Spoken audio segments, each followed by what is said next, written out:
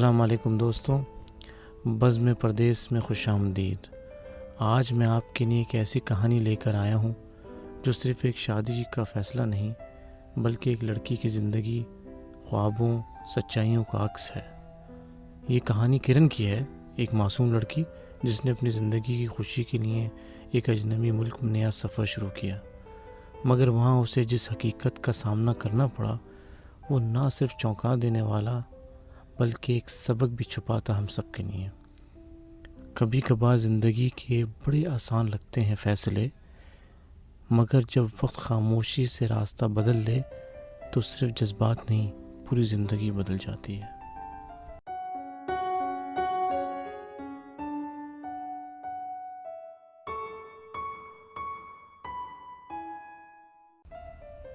یہ کہانی تو پرانی ہے کرن کی، اور ان کے شوہر کا نام تھا ریحان۔ تو انہوں نے جو کہانی مجھے سنائی وہ میں آپ کو سنانا چاہ رہا ہوں ان کی زبانی میں۔ میری پھپھی اور ریحان کی والدہ بہت پرانی سہیلیاں تھیں۔ دونوں کی جوانی کے دن میں بہت وقت ساتھ گزرا تھا، اور جب ایک دوسرے سے دوبارہ پاکستان میں ملے تو ماضی کی ساری یادیں تازہ ہو گئیں۔ باتوں باتوں میں بچوں کی شادی کا ذکر بھی ہوا۔ پھپھی نے میری تصویر دکھائی اور ریحان کی والدہ نے فخر سے اپنے بیٹے کا ذکر کیا جو امریکہ میں پیدا ہوا اور اب ایک اچھی نوکری پر جارجیا میں رہتا ہے۔ میرے والد جب یہ تجویز سنی تو انہیں لگا کہ شاید اب قسمت نے ایک اچھا رشتہ ہمارے لیے چن لیا ہے۔ وہ ایک پڑھے لکھے درمیانے طبقے کے باوقار انسان ہیں۔ ان کے نزدیک پڑھائی، شرافت اور خاندان ہی سب کچھ تھا، اور ریحان کا پکا امریکی ہونا بھی ایک اضافی سمجھا گیا۔ میری والدہ نے پوچھا، لڑکے نے کبھی پاکستان آ کر زندگی بھی دیکھی ہے؟ لیکن اس وقت سب کو صرف یہ نظر آیا کہ ریحان سیٹ ہے، نیا گھر ہے اور بیٹی کے لیے ایک محفوظ مستقبل۔ ریحان سے میری پہلی ویڈیو کال صرف 12 منٹ کی تھی۔ اس نے پوچھا، کیا تم امریکہ آ کر ایڈجسٹ کر لو گی؟ میں نے ہچکچاتے ہوئے کہا، جی ہاں، کوشش کروں گی۔ بس اتنی ہی بات ہوئی اور 2 ہفتے بعد رشتہ پکا ہو گیا۔ مجھے لگا کہ وقت نے ساتھ محبت ہو جائے گی، جیسے اکثر ارینج میرج میں ہو جاتی ہے۔ ریحان سے میری پہلی ویڈیو کال صرف 5 سے 10 منٹ کی تھی۔ اس نے پوچھا، کیا تم امریکہ آ کر ایڈجسٹ کر لو گی؟ میں نے ہچکچاتے ہوئے کہا، جی ہاں، کوشش کروں گی۔ بس اتنی ہی بات ہوئی اور 2 ہفتے بعد رشتہ پکا ہو گیا۔ مجھے لگا کہ وقت کے ساتھ محبت ہو جائے گی، جیسے اکثر ارینج میرج میں ہو جاتی ہے۔ ادھر مجھے ایک شعر یاد آیا احمد ندیم قاسمی کا، جس میں وہ کچھ اس طرح کہتے ہیں، محبت جب مقدر میں ہو تو راہیں خود بخود مل جاتی ہیں۔ محبتیں جب مقدر میں ہوں تو راہیں خود بخود مل جاتی ہیں، کبھی دوستی، کبھی رشتہ، کبھی اتفاق بن جاتی ہے۔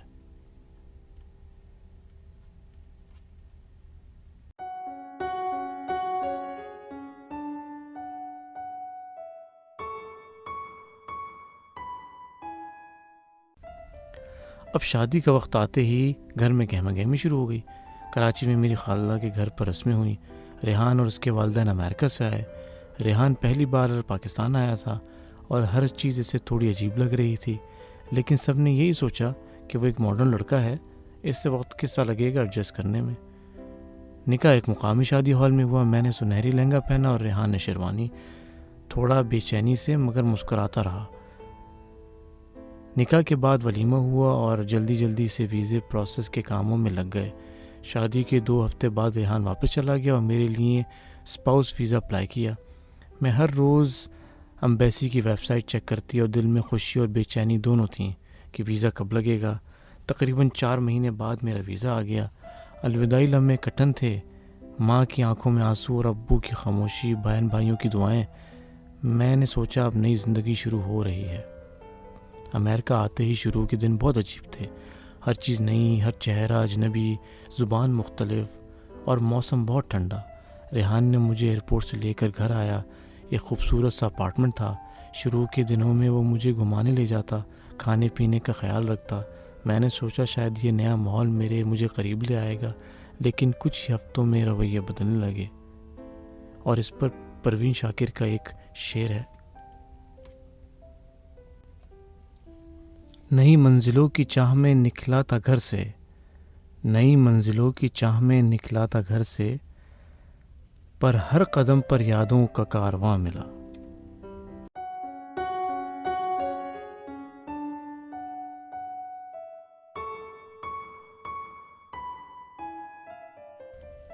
آگے انہوں نے مجھے کچھ اس طرح بتایا کہ شروع کے کچھ دن اچھے گزرے، میں نے گھر سنوارا، پاکستانی کھانے بنائے، ریحان کو خوش کرنے کی ہر ممکن کوشش کی۔ وہ اکثر تھکا ہوا آتا، کبھی سر درد، کبھی نیند کا بہانہ۔ میں نے سوچا شاید دفتر کی تھکاوٹ ہے، وقت کے ساتھ سب ٹھیک ہو جائے گا، لیکن پھر وہ دن بدن بدلنے لگا۔ اب وہ شام کے بجائے رات دیر سے گھر آتا، اکثر نشے میں۔ اس کی آنکھیں لال ہوتیں اور وہ باتوں کا کوئی جواب نہ دیتا۔ جب میں سوال کرتی تو کہتا یہاں کی زندگی تم پاکستانیوں کی بس کی بات نہیں، بس مجھے سمجھنے کی کوشش مت کرنا۔ میں نے تنہائی کو دور کرنے کے لیے ٹی وی دیکھنا، قرآن پڑھنا اور کبھی کبھار ویڈیو کال پر امی سے بات کرنا شروع کی۔ لیکن دن ایک ایسا لگتا، نہ کوئی ہمسایہ، نہ کوئی دوست، نہ ریحان کی توجہ۔ اکثر میں سارا دن کھڑکی سے باہر دیکھتی رہتی اور سوچتی کہ زندگی کی یہ تصویر میرے خوابوں سے کتنی مختلف ہے۔ میں نے ایک بار حوصلہ کر کے کہا ریحان ہم کچھ وقت ساتھ گزاریں، کوئی فلم دیکھیں، پارک چلیں؟ تو اس نے غصے سے کہا مجھے مجبور مت کرو، میں پہلے ہی بہت دباؤ میں ہوں۔ میری باتوں کا کوئی وزن نہ رہا تھا، گھر میں میری موجودگی ایک سائے کی طرح ہو گئی تھی اور اندر ہی اندر ٹوٹنے لگی۔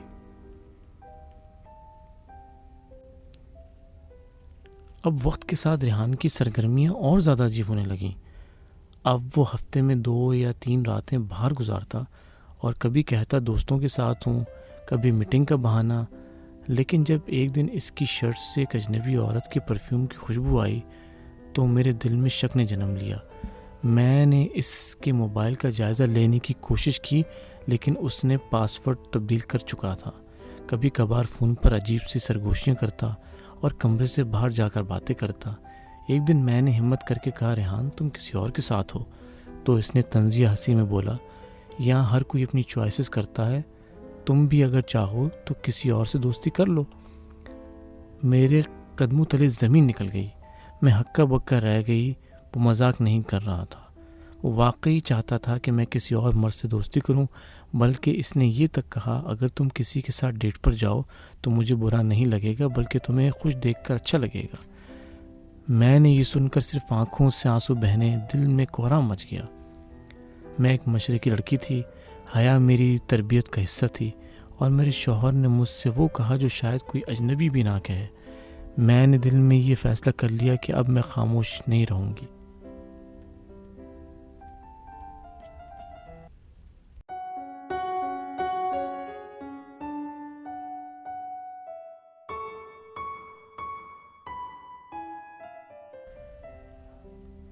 میرے اندر ایک طوفان تھا، لیکن باہر سب کچھ خاموش تھا۔ میں نے کئی مہینے یہ سب سہ لیا، کسی سے نہ کہا نہ سنایا، لیکن اندر اندر ایک طوفان تھا۔ مجھے کسی ایسے شخص کی تلاش تھی جو نہ صرف میری بات سنے بلکہ مجھے پاکستان نے اقتدار کو سمجھتے ہوئے اس مشورہ دے۔ ایک دن میں خاتون سے ملاقات ہوئی، کچھ پرانی پوسٹیں بھی پڑھ رہی تھی فیس بک پہ۔ وہاں مختلف پاکستانی خواتین نے اپنی زندگی کے چیلنجز لکھے تھے۔ ایک پوسٹ کے نیچے کسی نے آپ کا ذکر کیا، تو میں نے سوچا کیوں نہ آپ سے رابطہ کیا جائے اور دیار غیر میں ایسے بندے سے بات کی جائے جو میرے معاملات اور میری کہانی کو سمجھے۔ اور میں نے ہچکچاتے ہوئے اپنی ای میل آپ کو سینڈ کر دی۔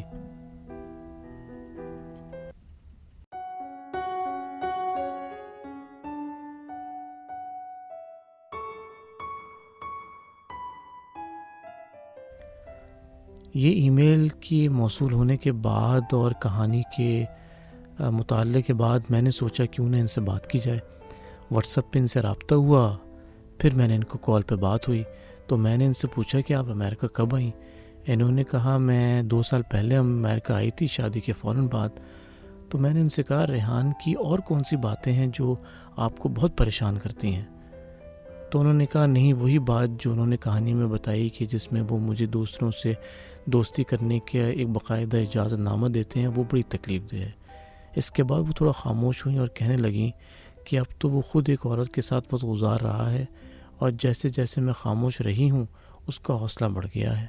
اس کے بعد انہوں نے مجھ سے کہا کہ برائے کرم میری مدد کیجیے، مجھے کوئی راستہ دکھائیے، میں بہت بے بس ہوں۔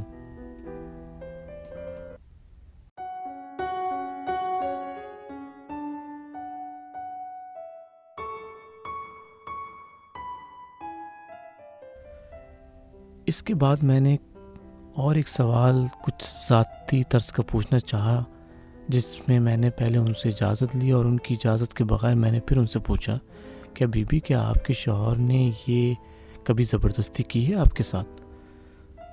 تو انہوں نے کہا کہ ریحان نے مجھے مجبور کرنے کی کوشش کی، لیکن میں نے ہمیشہ انکار کیا، میں نے ہمیشہ اپنے رشتوں کی لاج رکھی۔ پھر انہوں نے ایک گہری سانس لی اور کہا کہ میں ہمیشہ اپنے دل کے اندر یہ بات رکھی رہی اور اب مجھ سے برداشت نہیں ہوتا۔ پھر میں نے ان کو کہا کہ آپ نے جو کیا وہ نہایت بہادری ہے، اپنی عزت کا دفاع کرنا سب سے بڑی چیز ہے، اب آپ کو قانونی اور عملی راستہ اختیار کرنا ہوگا۔ اس پر کرن ڈر گئی اور کہنے لگی کہ بھائی وہ کہیں مجھے طلاق نہ دے دے تو پھر کیا ہوگا؟ میرے نظر کے سامنے ایک اور پہلے واقعہ گزرا ہے جس میں بالکل اسی طرز عمل پر ایک پاکستانی بہن کو اس کے شوہر نے چھوڑ دیا۔ اس عورت نے کچھ آرگنائزیشن سے، خواتینی فلاحی اداروں سے رابطہ کیا، اور آج وہ خود مختار زندگی گزار رہی ہے اور اپنے آپ کو فخر سے یہ کہانی سناتی ہے تاکہ لوگوں کو اس سے مثال ملے۔ پھر میں نے ان سے کہا کیا آپ نے کسی لوکل کمیونٹی یا آرگنائزیشن یا کسی وکیل سے بات کی ہے؟ انہوں نے کہا نہیں، میں اکیلی ہوں، مجھے کچھ سمجھ نہیں آتا۔ تو میں نے ان کو ایک طریقے بتانے کے لیے کہا کہ آپ ایسا کریں کہ امیگریشنز آفیسر جن کے پاس بہت سے پروجیکٹس ہوتے ہیں جو کہ ذاتی شکار عورتوں کے لیے تحفظ دیتے ہیں، ان سے بات کریں، نہیں تو لوکل اسلامک سینٹر میں بات کریں جہاں پر وہ آپ کو کوئی اور لیگل ایڈوائس دیں، اور اگر آپ کو اور کوئی ڈر ہے تو اس کے لیے اور بہت سے لیگل معاملات میں بات کی جا سکتی ہے۔ لیکن میں نے ان کو صرف ایک بات کہنا ضروری سمجھا، جو یہ ہے کہ آپ کی خاموشی سے کسی کو طاقت نہیں ملنی چاہیے۔ اگر کوئی رشتہ آپ کی عزت چھینے تو وہ رشتہ نہیں، قید ہے۔ اب آپ کو آزاد ہونے کا حق ہے، اور یہ آزادی کے دائرے میں رہتے ہوئے بھی حاصل کی جا سکتی ہے۔ اور یہ سننے کے بعد کرن رونے لگی، ہسکیاں سسکیاں بن گئیں، اور میں نے پھر تھوڑا ان کو دلاسا دیا۔ اس طرح یہ کہانی اختتام پذیر ہوئی، اور ابھی بھی میں ان کے ساتھ ٹچ میں ہوں، اور آج وہ بڑی مضبوط اور ایک آرگنائزیشن کے اندر نیو جرسی میں کام کر رہی ہیں، اور آج بھی مجھ سے رابطے میں رہ کر مجھے بڑی دعائیں دیتی ہیں۔